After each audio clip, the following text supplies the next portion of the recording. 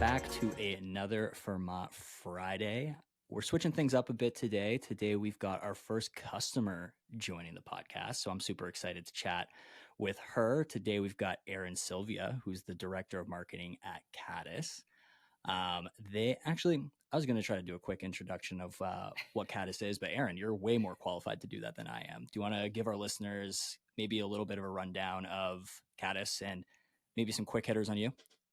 Yeah, absolutely. So Caddis started as a reading gloss company, which doesn't sound sexy, and that was kind of the whole point of the company. So once you're over the age of 40, people typically need reading glasses. The option was to go to like a CVS or a Walgreens, pick one off the sad rotating display. Not a great experience. Didn't make someone feel great about aging. And so Caddis took this stance of, well, let's make a really high quality reading gloss that, becomes an extension of someone's personal style, personality, and kind of reframes aging as like a superpower or something that you get to be really proud of and stoked on. So that's how Caddis came to be. Since then, we've expanded to a full optical retailer. So we now do prescription, sun, and then reading glasses remains basically the core of our business. And I head up customer acquisition at Caddis, so overseeing all of our paid marketing anywhere we try to acquire customers, and specifically a fairly large investment in Meta and Google, which is where FERMAT kind of came into our marketing mix. Love it. You have been with Caddis for a while now, and you've been in the space for a really long time. So I promise we'll get into talking about FERMAT and how you're using FERMAT and a few other things. But anything kind of like on your mind right now, just in the acquisition space, and maybe over those years of doing this, like what's kind of the biggest change between acquisition then and acquisition now? Yeah, I think the biggest challenge when I sit back and I think, okay, I've been, working kind of in this space since, I don't know, roughly like 2013. If you think about the period between, let's call it 2015 and 2017 on Meta in particular, you could just kind of fire off money cannons and acquire customers. And that came back a little bit during kind of like peak pandemic online shopping, but it's not as easy now. The market is much more saturated. E-com in general is more saturated. Meta in particular is more saturated. So in my view, it's just become much more competitive, and you have to work a little bit harder and be a little bit smarter to acquire customers in a way that works for your business from a bottom line perspective. I would say the other thing, although it's not really a change per se, is that change is constant. And so I think, I don't know how else to phrase that. Like, early days, you had a lot of people spending a lot of VC money on acquiring customers. Going back to the money cannon analogy, went through COVID where there was a huge peak in online shopping. Now we're kind of experiencing like, what does the post-COVID world look like? And obviously the platforms themselves have shifted and changed a lot in that time period as well. So I'd say like, the change is that there's always change. It's a literal constant, and you have to be willing to and able to adapt on an ongoing basis. When you said one, I love firing the money cannon. That's a great one. All right, so market's always changing on us. That is going to continue forever. Things are different. Got to work a little harder, a little smarter. Maybe this segues into FERMAT, maybe it doesn't. But like, what does harder and smarter look like for you on the acquisition front right now? Like, how does anyone listening start to think about this smarter? Yeah, so I'm really, really focused on conversion rate because I think, when I back up and I think about like Meta in particular, we can optimize ad creative, we can optimize targeting. All of that's great in terms of what we can control kind of on platform. But I think where the rubber really meets the road is what happens when someone actually comes onto your site or onto a FERMAT experience. And that, in my experience, is where you can have the biggest impact on your scalability of customer acquisition. So in terms of working smarter, I'm spending a lot more time these days thinking about, once someone, like after that initial click, once I've gotten them with the ad creative, what does the experience look like, and does it align with what they expect? And more importantly, is it built for kind of how we consume media and shop in an increasingly like mobile and scattered attention world? And so that does kind of segue into FERMAT, and I can talk a little bit more either now or later about how we've used it specifically. But I think just trying to present a really clear path to purchase and path to conversion is how I've been thinking about trying to be smarter with our ad dollars. I I do think that's smart. And when you were talking about, hey, on the conversion rate side of this, obviously you can control what you can control on the ad creative side, but that ad creative needs to point someone somewhere. Yep. And if you're looking at the conversion or like any like conversion ROAS, anything that is like the efficiency of this, like it's going all the way to purchase. So like there is a funnel here that goes way beyond just the ad creative. And one thing I was chatting with someone the other day and we were talking about, hey, sometimes you find these amazing creatives that have like great hook rates, great hold rates, great click-through rates, but they kind of fall off on the other side. And I think it really hits on that aligning with what they expect, because Yep. maybe you made this killer ad creative that could potentially capture like a new section of the market or is hitting on a new value prop that you are finding is net new. But then when it goes into kind of that, the funnel that you always run your ads through, if it's not lining up with the expectations, then you might have a killer ad, but it's just falling apart in the post-click experience. Yeah, exactly. Which is then such a bummer because you feel like you've won something, but at the same time, you're just, all of your like actual financial performance metrics are falling short. Exactly. And if you go the other, like you have all the creative where you're going based on like hook, hold, and like trying to find what works on the creative side. And then if you just look at like the conversion rate and go the other way, you might just be picking ads that fit the current experience best rather Yes. than Yep. like the best possible ad that you could create. It's the marrying of those two, in my opinion, that like really makes this as smart as possible. Yeah, absolutely. And I think being able to go and look at your creative performance and see where you have those high performing creatives that aren't converting as well, and then trying to tailor an experience that more aligns better with the ad creative is another, way of thinking about how to work smarter on ad platforms. Love it. Um, Putting you on the spot here, do you have any like have you ever had an example of that where you've had this like killer ad creative and it's just like, I know this is working, it's grabbing attention, but it's just not going anywhere post click? Yeah, so and I think you have this example queued up so we can actually like speak to it. But when I started at Caddis and previous in my career, I've always used this really like very basic landing page strategy of 5 reasons why you need X. I hate even talking about it because it feels so like simple. But we'd been spending against a concept like that since I started at Caddis, and we'd started to really see degradation in conversion rate. The ads were still getting great click through rate, great engagement. We could continue to iterate on those and see the like creative metrics looking strong. We tried a bunch of different versions on the site, changing up imagery, trying to change up order, trying to just retool the landing page. We couldn't get it to convert. And I think, part of it was that we'd run some version of this like landing page in the same layout for forever. And so the fatigue was there. But more importantly, it drove, I can get into the crux of the problem for Caddis is that we offer glasses across, 1,000 different variants. So you could come in and customize your glass to, like the nth degree. And as a new consumer, when you're presented with a PDP where you have to choose a lens type, a color, a magnification, maybe you want some extra features, you're asking someone a lot, in the maybe like 10 seconds that you have to get them to evaluate their product. So I think part of the reason that these landing pages stopped performing for us is that, once you got beyond the initial page and you clicked into the Caddis kind of PDP experience, there was Yep. a lot of overwhelming information on top of this already being like a pretty content heavy campaign. And so if I'm the consumer, I'm like, whoa, you've made me read a lot. Now you're making me choose a lot. I'm done. I want something easier. So that's, kind of where we started testing with FERMÁT, was to understand like, is our site, the number of choices we're presenting inherently a roadblock for, first touch conversion?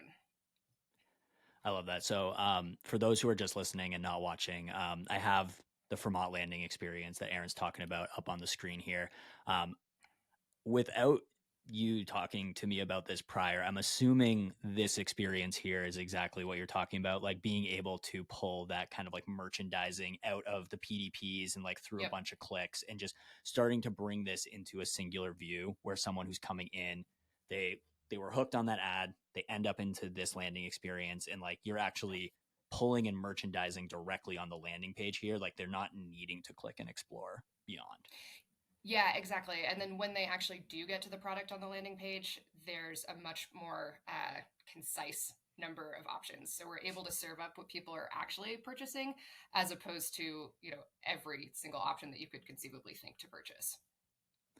Love it. And maybe some like nerdy questions here about like Shopify, but are each of the magnifications and frames like inside of Shopify, are those individual SKUs, or are they variants of like the same SKU? Just for like anybody else with a big catalog that might be listening. Yes, they're individual SKUs. If we could go back in time and like know how we were going to kind of build the business, it would be set up very differently. But because things have sort of been bolted on as we go, which I think is the case for companies that grow quickly, we would have taken more of a parent SKU approach. But yes, every single variant, even down to like lens type, is a separate SKU. So we have a catalog of, I want to say like 52,000 SKUs. It's an incredible Wow. number considering we're really just selling glasses. So with 52,000 SKUs and each of these being their own SKU, send it like the merchandising experience becomes difficult on the site because like what do you drop them on a catalog page? Do you drop them on like an individual SKU? Now you're picking the like magnification and lens color Exactly. directly for them. So just for those who are watching, like what's actually happening here in Fermat is that we have a custom PDP here where we're actually taking multiple SKUs and allowing someone to kind of build their own, but presenting it as if it is a singular SKU to the customer who's coming in through the ad. Yeah, so it's much closer to like a one-click experience as opposed to an 18-click experience. Yes. And I mean, I love how easily I can kind of just switch between what I need here. Yeah. Awesome. Actually, I should probably just show this as well. As if I add this to bag, it's actually just going to add this directly to my bag with other options to potentially add to the cart as well. Yeah, and I think the fact that this just layers directly on Shopify, it makes it so much easier to like explain internally, and then the customer experience is pretty seamless. So love it. So one thing you were saying before is, hey, I mean, okay, pre-Fermat, you have this killer ad experience. Where did you drop them? Did you drop them on the catalog page? Like, where was the best of the worst, I guess? yeah, so I'd say probably like 30% content landing pages, 30% collection pages, 40% PDPs. So kind of all over the place, and just a continual effort to test what performed the best. And I don't have an answer for you. It really depends and still depends on the ad type. But certainly, the ability to kind of drive someone into either a specific assortment or, a single SKU, Miklos, which is our top selling SKU, available in 5 magnifications and 4 colors, let's call it, is much simpler than Miklos available in 8 magnifications, 6 colors, 3 lens types. Like, you can see how the problem sort of multiplies. Yeah. Because of that, did you find yourself mostly running ads to the products that had like a simpler classification, like even if they weren't necessarily like best margin or like top performers, just like trying to create easy paths before finding something like Fermat? We tried that a little bit, but unfortunately, the SKUs, or fortunately, I guess for us, the SKUs that convert the best are the ones with the most options. I don't think that's because they have the most options. I think it's just where we've invested in terms of building out new colors. I mean, probably like 20% of our SKUs drive 80% of our business, which I think is fairly typical. But anytime we tried to kind of go out of that bubble, we definitely didn't. We'd see some like glimmers of success, but trying to scale it didn't perform for us. So you talked to, hey, we might send it to a PDP, we might send it to a collection page, we might send it to something custom. Hey, we have to test and figure this out. I've heard you refer to Fermat in the past as Caddis's proving ground. Like, maybe talk to me a bit about what testing is like on the website versus what testing or experimenting in Fermat kind of looks and feels like. Like, why has it become the proving ground versus like doing something on site? Yeah, so our Shopify site is custom, and with 52,000 SKUs plus a custom site, building any sort of like quick and easy test on like a PDP, for example, is never quick and easy. And so it's something that, winds up having to go through a roadmap process and get prioritized, and we need the resources to make it happen. And it's slow. And like by the time we're able to make it happen, I have moved on to something else. Like there's a new problem that I'm trying to solve. Um, and we've tried other like landing page builders that are clunky and don't necessarily replicate the experience that we're trying to build. And so what I found really, useful with FERMAT is that I can have an idea and I can take it from like conception to test in, a matter of days. And so an example is we sell wireframe reading glasses.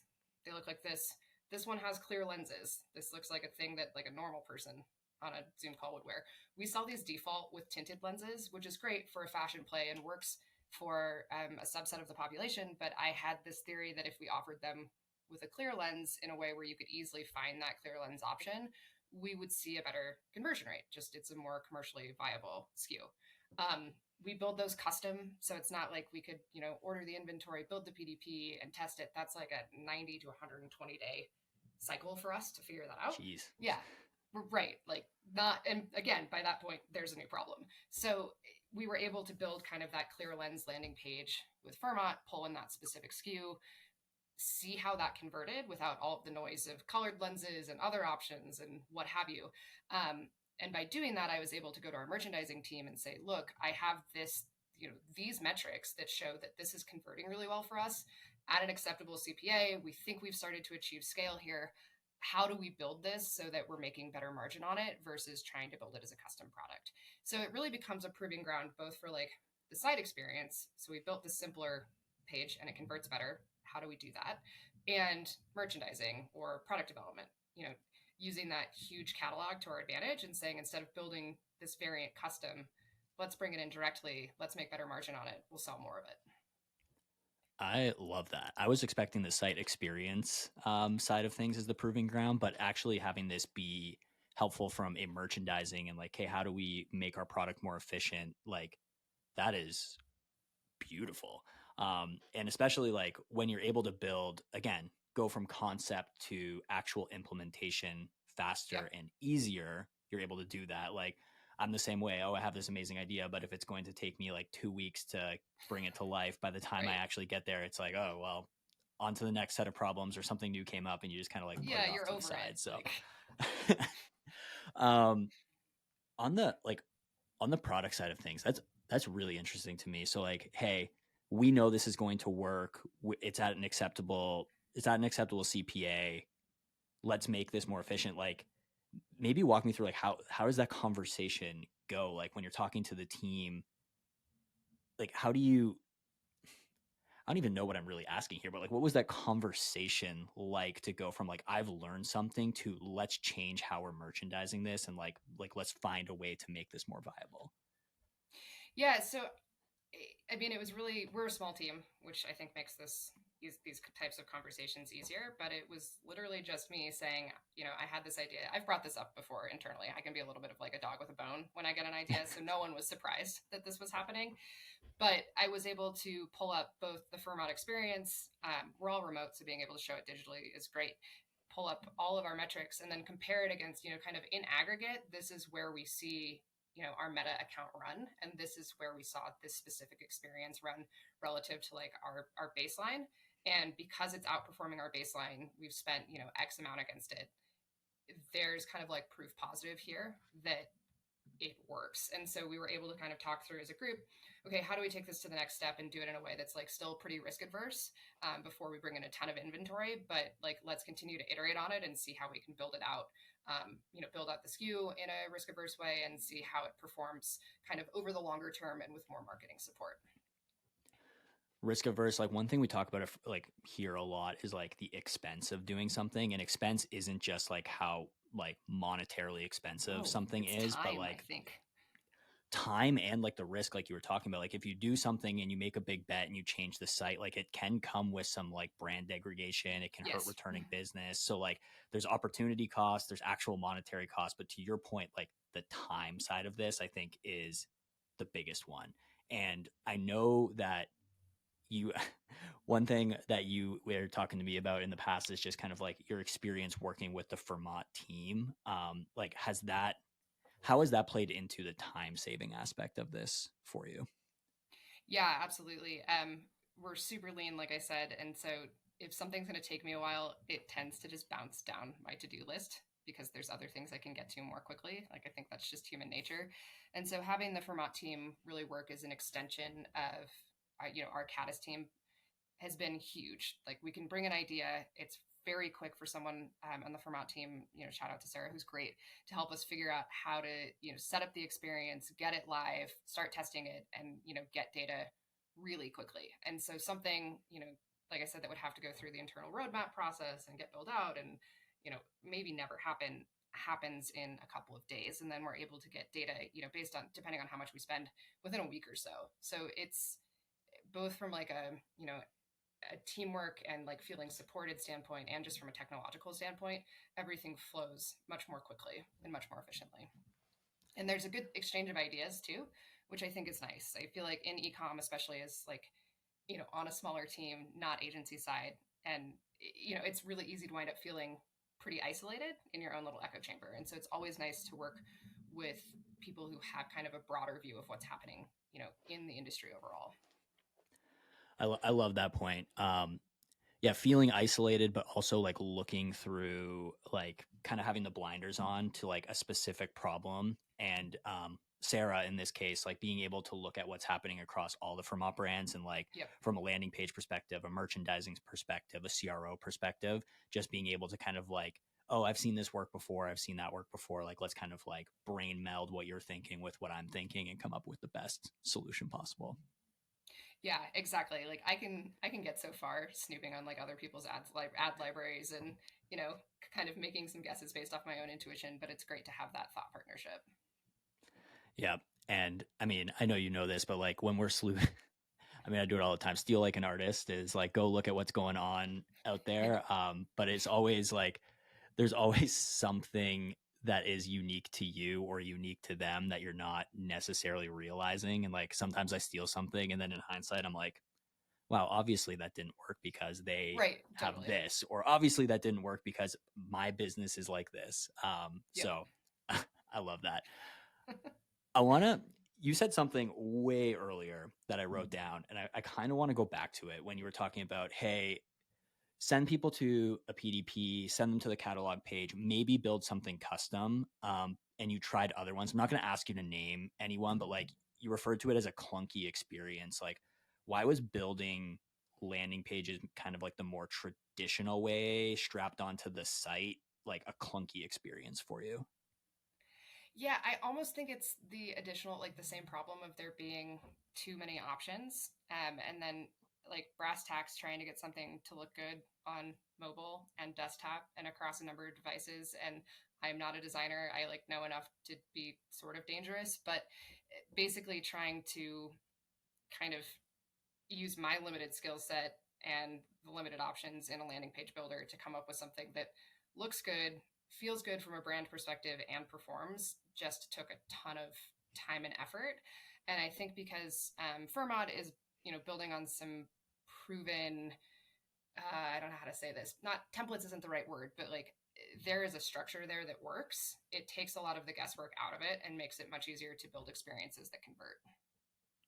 Love it. We call them so like we do have templates. We call them modules. Is like basically Modules, like all the perfect. pieces that we're using to build and kind of like build your own adventure with all these proven modules, as well as kind of like our, I've been calling it the CRO design system, is like, hey, being able to apply brand colors through this kind of like design system Yeah. where we're not gonna let you go rogue and potentially tank the performance of something. It's all kind of like implemented through a system that we know is going to work.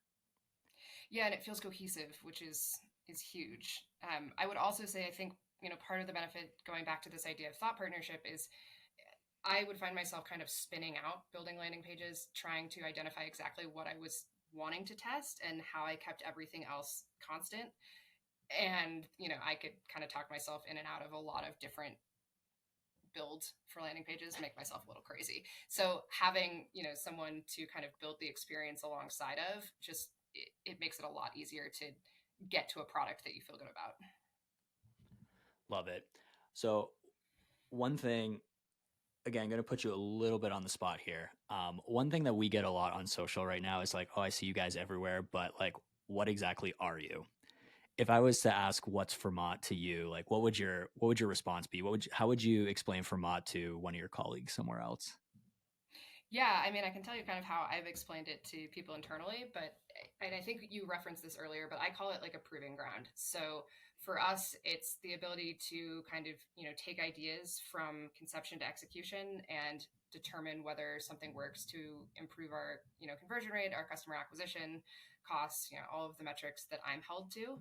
And so I think, really it's a conversion rate optimization tool like at its core. That's kind of what y'all are doing, but the flexibility in terms of being able to test specific content experiences or specific PDP experiences, like, you can really tailor the tool to your need to answer your business questions. It doesn't just have to be like, let me build one landing page that converts better than another. There's so much more depth there than just like an A/B testing tool. I love that you said there's so much more depth there. That's one thing I've been saying internally lately is like landing pages, but deeper, or like Yeah, going kind of like more full funnel than a yeah, landing page, totally. because like it's not like just, oh, I snap my fingers and I use FERMAT and all of a sudden I'm seeing like crazy performance. It's like the surface area that you can build and experiment within goes so much further than a traditional landing page, that you give Totally. yourself like you said flexibility. You give yourself the flexibility to find those winning outcomes faster and more efficiently, and like that's what leads to performance. Yeah, and I think too the other aspect that I try to represent kind of internally, especially, is there's been, although this shift has been happening for years, and I still don't know if I buy it, but like a shift to commerce happening on platforms like Meta or TikTok, happening directly, and like Facebook Shops is just whatever. I don't want to diss it or anything, but it's like kind of a difficult experience. And so having FERMAT to kind of, play in that more like direct conversion kind of from, Instagram space without being beholden, in another way to Meta is huge as well. Yeah, and for those that don't know, when someone's in that Vermont experience, like when I was showing that earlier and able to check out, that checkout is actually pushing back into Shopify, so it's transacting in Shopify. So like it's not like all the data is going somewhere else; like it's still living Exactly. inside of Shopify for you. That's one misconception we get a lot because it's living somewhere else. Like, oh, I don't own my data anymore. Not the case. Like it's all being pushed back into Shopify, so you can see it. Yeah, and you acquire those customers. Like I have their email addresses. Like all of that data flows into our dashboards. It's great. Exactly. It doesn't have to live in an Instagram shop or a TikTok shop Yeah. or wherever else it could potentially transact. Um, Erin, anything I didn't ask you about on the acquisition side of things, like challenges, things you're super excited about that you want to share and you think people should know? Oh, that's a great question.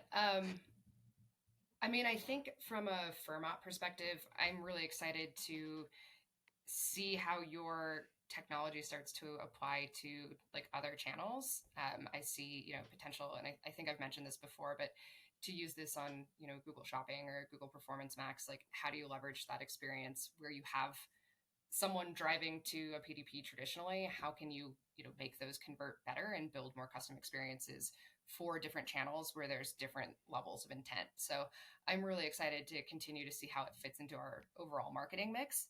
And then I would say, the past probably like 2 years, there's been definitely more focus kind of in the industry on continuing to diversify kind of away from Meta and Google, whatever that means. It's a challenge. It will be a challenge for forever.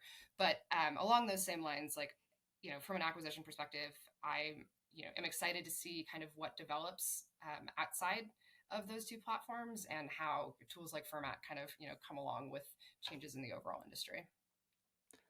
Love it. Without spoiling too much, things coming on a lot of the fronts that you're talking about there on the product side of things. Maybe last question for you before I let you go. When you're trying to diversify, so I mean, I think that's something that's on every growth marketer, every Of acquisition minded course. person Yep. in ecom right now's mind is, okay, how do I not be so reliant on Meta? Anything that you're kind of like looking at to diversify there? Anything that has like I don't want to say worked, but like is there a path you're seeing to something else that's very interesting to you? Let me think about how to answer that. So the way that I describe it when I talk about it is we have found small wins. And so there are like pockets outside of Facebook and Meta where we've found that we can play. And some of that I think is related to our target audience because, our target audience, our core demos, over 40, high household income, highly educated. That opens up some like niche areas for us. But the challenge is, from my perspective, that it's so many of these like smaller sandboxes to try to get, to claw away share from Facebook and Google that just from like a management perspective, it becomes really difficult because the amount of effort that you put into something that maybe, drives 5% of what Meta can drive might be somewhat equal, but you're not getting the same return. So there are some things like, direct mail is one of them that's interesting. Like there are some tactics that I think were kind of dismissed for a while as like not targeted or, they're not algorithmically driven, so don't spend time on them, that I think are becoming more effective again. But in terms of finding like a one-to-one replacement, it's been really challenging. I don't know if that Yeah, fully answers your question. no, it absolutely does because like I think people know that they need to move. Like I can't be 95% reliant on a single channel to drive my growth. Right. So like people want to diversify out of that. But yeah, you're right. You're not going to find a silver bullet that is like, oh, this is just as good as Meta for me. It's kind of Yeah. like Yeah. the single best acquisition lever anyone's ever been given maybe in the Yeah. history of mankind. Right. I Right. don't know. I might be No, overselling that. totally. But like even the ability, that's why I said like not necessarily working, but like, hey, there's some glimmers of hope here. Or like there's an opportunity here. Like, oh, that's interesting enough for me to go to pursue it because I think you're right. It's not going to be like, oh, I have Facebook Meta and then I have like this other channel. I think it's like I have this and then I have like these other playgrounds that I'm playing in Mm-hmm. that like some together give me a good chunk, but like they're not one-to-one replacements for what I'm doing on Facebook. Like analogy I've used before is it's kind of like gas prices. Like when gas prices get high enough, all of a sudden there's viability, like drilling for oil in places we never did before, just because like the dynamics have changed. I think there's a Yep. little bit of that in like Facebook advertising as well. Yeah, I think that's a bleak but like very accurate way to describe what's happening. um, Erin, this was amazing. Before I let you go, anywhere if people want to kind of like follow along with you, LinkedIn, Twitter, is there anywhere that you're kind of like active on the social space or where people can maybe poke you, pick your brain on anything? Oh man, I wish I was more active on the social space in general, but you can Same. find me on LinkedIn, Erin Silvia. So yep, that's probably the best place to find me. Although I wouldn't say I'm active, but happy to connect. Awesome. We'll put Erin's LinkedIn profile in the show notes so that everyone can grab them. Erin, this was fantastic. Thank you so much. Yeah, thank you so much, Alex. This was great.